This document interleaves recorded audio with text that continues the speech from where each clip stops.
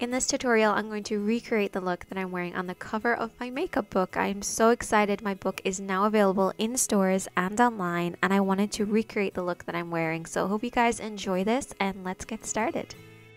Starting with well moisturized skin, I'm then going to grab my favorite makeup tool, tape. I love using sellotape.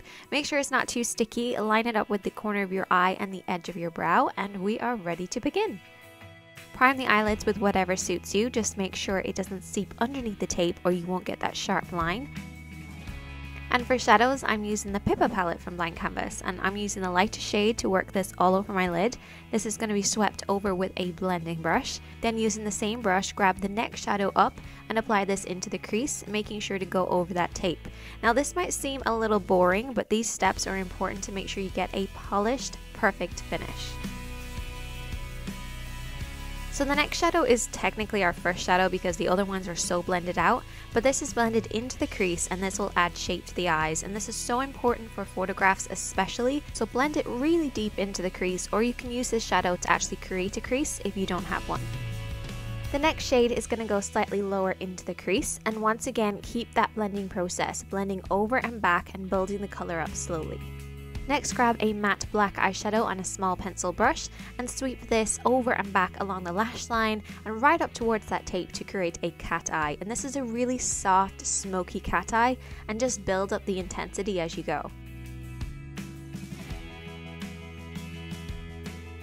On the lid, I'm going to apply the highlighter from this palette on a slightly damp brush and sweep this in the center of the lid, avoiding the crease and the black as best you can. Then mixing the matte and the shimmer together, apply this on the brow bone. And for a super sharp finish and to define the eyes even more, I'm going to apply a liquid liner across the lash line and right up towards that tape. And because the tape is there, you don't have to be so perfect about it. You can just slap it on there and it'll still look awesome. Now just remove the tape and you have a perfect line, but sometimes it can look a little bit too perfect. So I used a Q-tip just to soften up the edges just a little bit. And then I went in with a little bit more of the darker shadows just to smoke up the outer corner, just that tiny little bit more.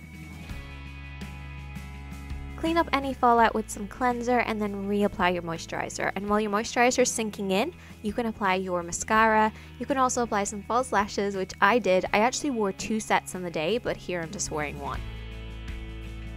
Now back to the face, I'm going to apply primer all over my face, and this will just give my makeup something to hold on to.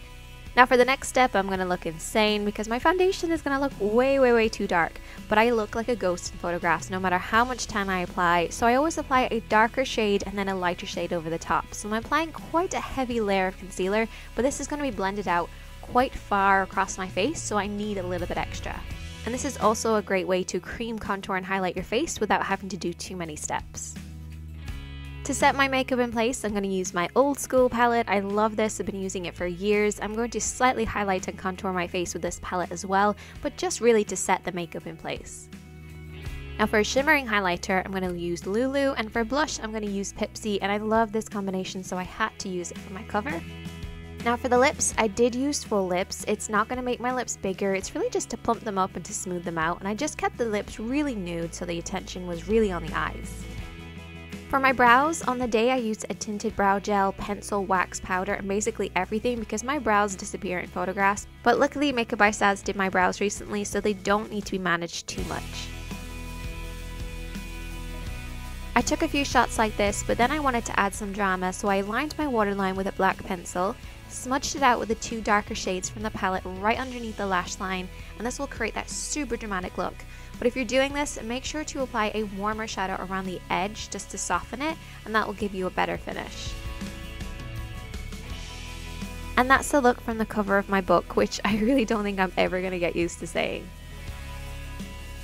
And to everyone who's ever left a comment, liked, subscribed, shown me any support or kindness, this is all thanks to you. Thank you so much for getting me this far. This is my dream since I was 17 years old. I had an idea of creating a book, and this is exactly what I wanted the book to be. So I'm so grateful to every single one of you, and to all the people in my real life. Even if you don't think that you had a part in this, you definitely did, and I hope you know who you are. You're really special to me, and thank you so much for everything. I have a book! This is insane! Oh my gosh.